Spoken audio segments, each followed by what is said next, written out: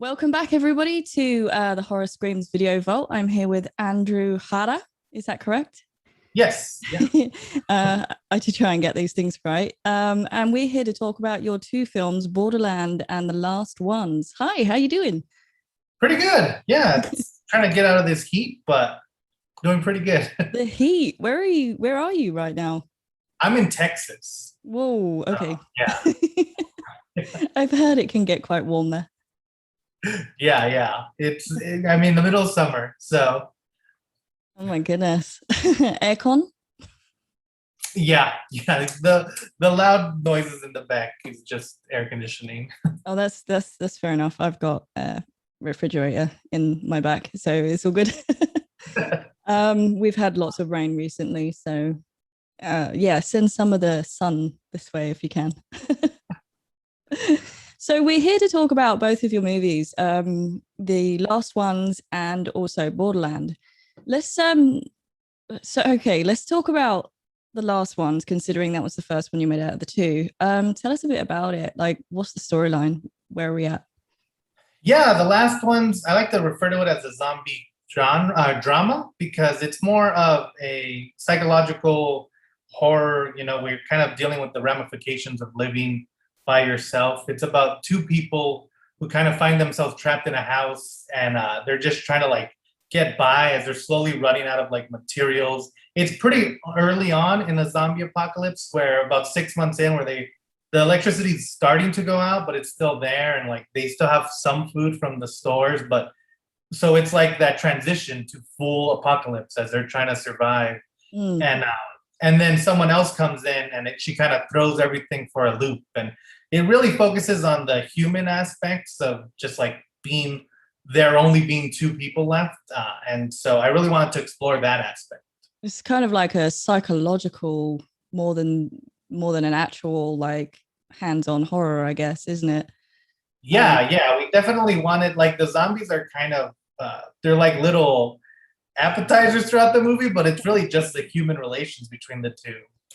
I kind of had a bit of a thought that it was kind of like you've got a little sprinkle of a hats off kind of The Shining. Did he do it? Did he not do it in there? Kind of. Yeah. Yeah, The Shining was a big influence, just, the idea of like living on yourself. And I think that's one of the coolest things is like thinking about the different things that you would do if, everything's shut off, and how people would survive. And like at one point, one of the characters tries to box, but like he like to get better at surviving, and Yeah. the punching bag doesn't have any air in it. So it's kind of like that thing where it's like they don't really know how to survive. Like if you ask me to survive after 6 months, I'd be like, okay, I've run out of ways to do it. Honestly, I think they're doing way better than I would do. I would be looking for the Wi-Fi password. Yeah. I actually had written a scene where he had printed out all these Facebook, uh, like the Facebook profile, and he would just like search through it as if he was still doing it. Oh my But I goodness. didn't want to. I didn't want to date us too much, and like social media Yeah. moves so fast that I took it out. But yeah, even stuff like that, I try to think of. I think one of the main themes is like the fact that they're lingering on to the past. Yeah, yeah. And that very much comes through. Like it's almost like a malfunction in the human brain. Right. Right. So your role in this whole thing, I believe you wrote it. Is that correct? Yes, I wrote and directed. Yeah. And produced it. Is that right? Yes. Yes. Yeah, yeah. That's an awful lot of stuff to do. How did you manage all of these different roles? Well, here in Texas, well, I'm in El Paso, Texas, which has a very small film community, and it kind of became that thing where nobody was asking me to do it, so I figured I would do it myself. I made this one uh, as I was leaving film school, so we had all the time in film school to save up money for it. Me and my producing partner were just like every dollar we had, we would just put into the production. And it took about 4 years, four to Okay. 5 years to get the money and to graduate. So Oh my goodness. uh, yeah, and so that allowed us to tweak a lot of the story, make sure the script was right, and just being in film school, you meet the crew you want to work with, and Mhm. you get access to actors. And every time I would meet someone who might be interesting, I would talk to them or keep them in mind just to audition them later on. And Sure. it was just a lot of hard work and planning and making sure you have everything going. So basically, just perseverance is the main And thing. it really shows as well, because of the amount of detail that has clearly been put into this movie.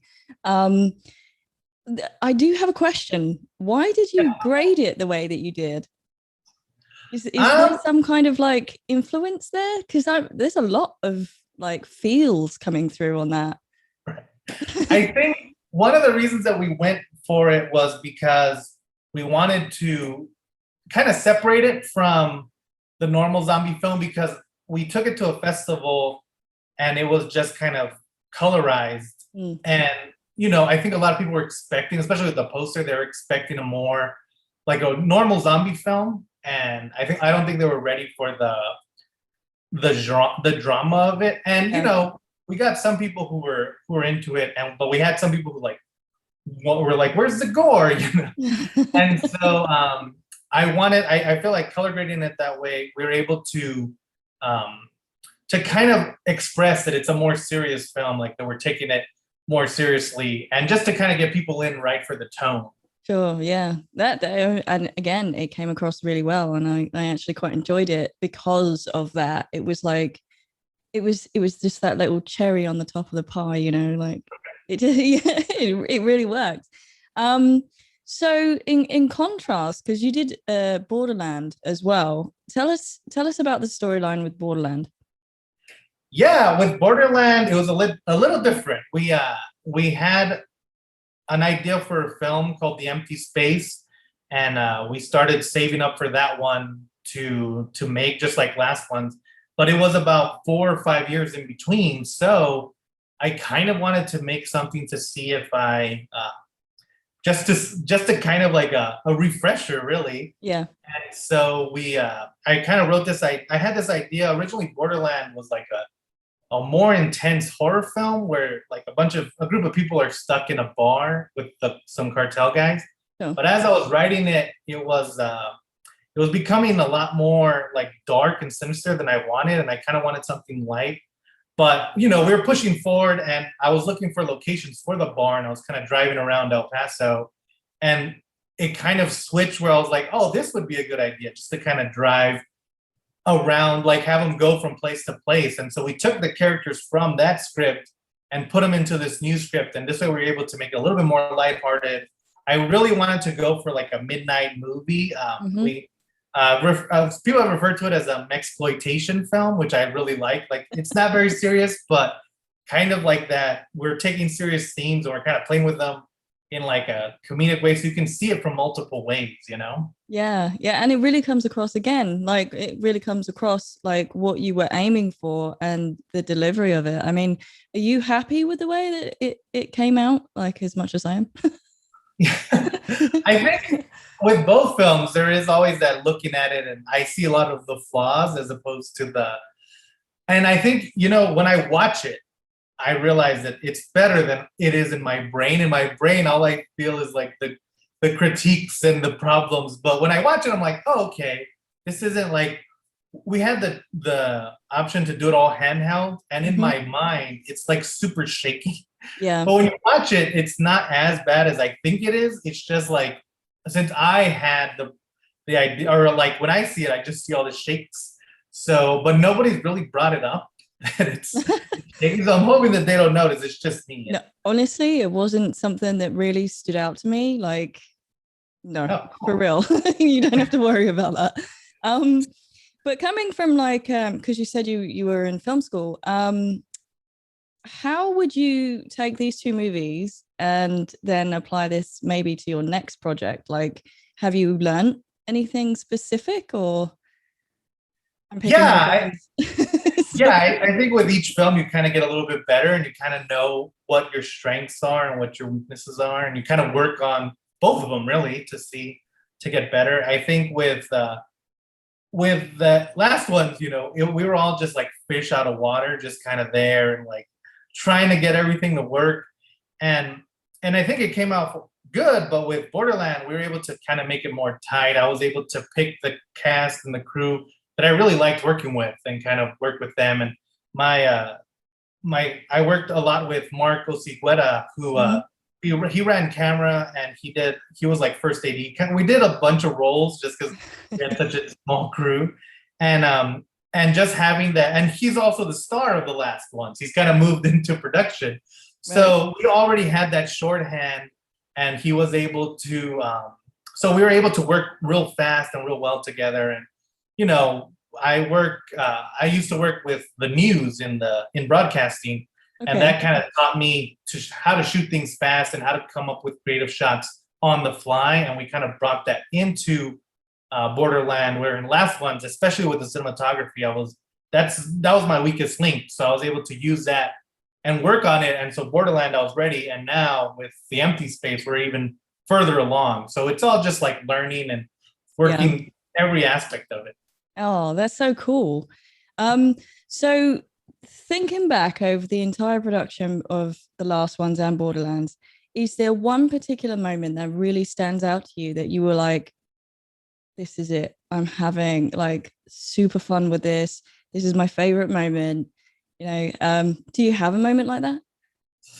Yeah, I think on Borderland, we were just driving, we were doing all the car scenes, and like at one point we just stopped, and it was just kind of like looking at how everyone was working together. And you know, with such a small crew, you become like very close very quickly. And so just being able to have fun and work with, you know, people that all, you know, you want to work with people who at least understand you and are able to work with you. And so just having that made me realize that, like, yeah, this is worth doing. And so, you know, I think just being on Borderland was what it taught me that I now know which kind of director I want to be. So I think that was very helpful. Yeah.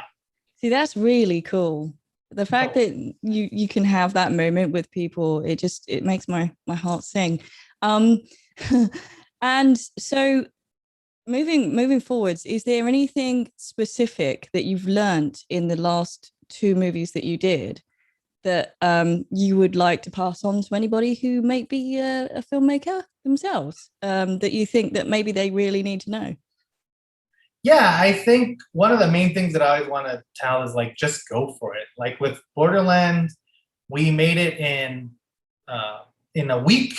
We made it like, I picked locations that I knew I could acquire. I picked actors that I had already worked with. I picked, you know, and like the story was something that I wanted to have fun with. And the whole goal of it was, I just want to make something to see if we can do it so that we can get the other films ready, or so I can know whether I really want to direct or not. Because you have that, sometimes you get that feeling of, but I still want to keep doing this. And Borderland, whatever it did was good enough for me, you know? And so it went through festivals, and you know, it's getting released. So the fact that this small film that we made almost on the fly is being able to get out there is amazing. And so yeah, I think we didn't wait for anyone, you know, just go for it. Whether it's short films, long films, whatever you can do, just get it out there and get it in front of people, because that's the best way to see what you need to work on even. Yeah, just pick up your camera and do it. That's what I keep telling myself every 5 minutes. I'm like, no, it needs to be perfect. No. Right. It absolutely doesn't need to be perfect. So I also see that you've also had a win and a nomination for some awards. Yeah, well, with the last ones, we actually won at the Tricon Film Festival, which was in Albuquerque, New Mexico, and that was always good to kind of see people, to get acknowledged like that was pretty awesome. And now the Empty Space has been nominated for a few awards, which is good, because it's like, okay, we're getting better. That's so cool. Yeah. Like, is that something that you thought that would ever happen, like coming out of film school? No, you know what? I don't think that much about awards. I think I'm glad when we get them, just because it shows that we're doing good. But it's more as it's the symbol behind the award. People liked it and people wanted to watch it, and it stayed with them. Sometimes you get people who like watch the trailer from like, different countries, and they're excited to see it. And that's amazing to me, especially with Borderland, which is very specifically about El Paso. To have people from different countries watch it is a cool feeling, And when it was showing at the festivals, were you in the audience? I tried to be as much as I could. Sometimes you can't, but it is cool. And I tried to, like, with Borderland, I walked out a little bit just to, you get those nerves, but Yep. it's always cool when you're like sitting there. Like, for example, going back to that boxing scene, Yeah. we were showing it at a festival, and the scene, he starts to hit it, and someone behind me was like, it's not filled with air. Like trying to catch the movie, and then they talk about it, and like he laughed really hard because it's like, oh, he's noticing. And so, I always love to see the reactions of people and to see them laugh at the jokes and just kind of get scared. It's a super cool feeling. It's always good when they react in the way that you were hoping. Yeah. It's not so good when they kind of walk out. Right. But hopefully nobody walked out on yours, because I certainly didn't. I thought it was really good. So moving forwards, like you mentioned that the other script was a bit darker than you really wanted to work on. Like, are you going to do anything darker in the future, or stay on this kind of line of what you've been doing? Yeah, I think, well, and the last one's is pretty dark. And one of the things that I wanted to do is kind of make sure I inject more humor in all the films, just because I feel like even the darkest moments sometimes have these moments of humor, even if they're macabre moments. And I kind of want to incorporate that, which is why, again, Borderland was a good example of having macabre jokes and like kind of keeping it lighthearted, even though the material isn't. And I think I want to continue to do that. And I think every project that I look at is you kind of find the tone when you're writing it. And so, I wouldn't mind doing dark stuff, but it's just where the tone is. And I think it's a really nice balance what you've got going on here. I'm really happy that you're going to keep on. And lastly, do you have any like specific projects you're working on that I could be made aware of? Yeah, the Empty Space is actually in festivals now, and it won Best of the Fest at Sacramento Horror Film Festival, where it premiered, which was super cool. And it won second place at the American Horror Film Festival. Nice. And it's right now it's going through festivals, so we're hoping. COVID kind of shut the festival scene down, so we're had to extend everything a year. But it's super exciting to not only see it be watched, but see it be liked. And with the virtual fest, which sucks because I would have liked to be there, but you got to see like the comments of people and seeing people like react, and people are saying, because that one is about it's a cosmic horror film about anxiety.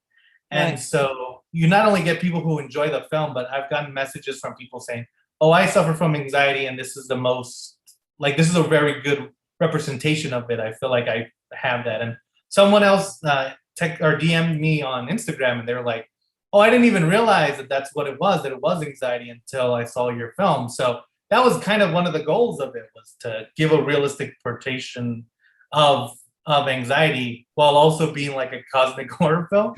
And so that's cool. And right now, we're hoping to release it eventually, but it's in festivals now, and I'm pretty excited about its reaction so far. Oh, see, that sounds really cool, because I suffer from anxiety as well. So Oh, it's going to be something that I'm definitely going to be looking out for.